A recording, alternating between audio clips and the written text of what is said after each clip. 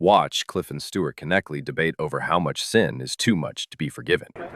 When is sin too big to be forgiven? So, like, let's hypothetically, if Hitler, towards the end of his life, came around and he realized how awful what he did, he asked for forgiveness.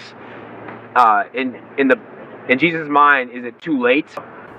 It is highly, highly unlikely that a human being who slaughters millions of other people has not so seared their conscience that they're even capable of repenting genuinely. So this whole idea that, oh yeah, man, Hitler repents, so he goes to heaven, right, Cliff? How cheap is that? Whoa, whoa, whoa, time out.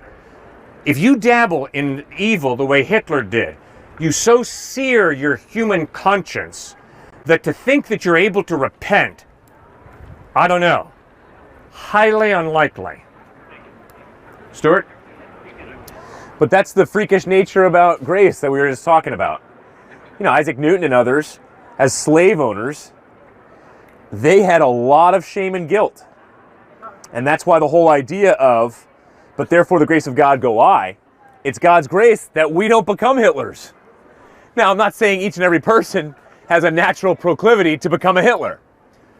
But original sin, which even Sigmund Freud agreed upon when the Bible talked about it, it can be grown to be so hideous that somebody could become a murderer, obviously.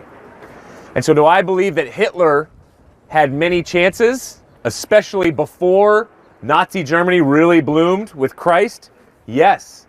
But then he started to realize, in order for us to wipe everybody out who are not like the Aryan race, I have to turn this Jesus into a very, very Caucasian, blue-eyed, blonde figure. And then I also have to get rid of all the morality that says, love your enemy, sacrifice for the poor, consider all people equal. Everything that comes out of the Judeo-Christian faith, he said we have to cast aside. And now it's the Uberman. Now it's the powerful.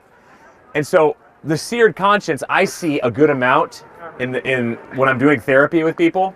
Sometimes that's because of mental illness, which is sad, mixed in with a desire to be fully focused on oneself and not care about others.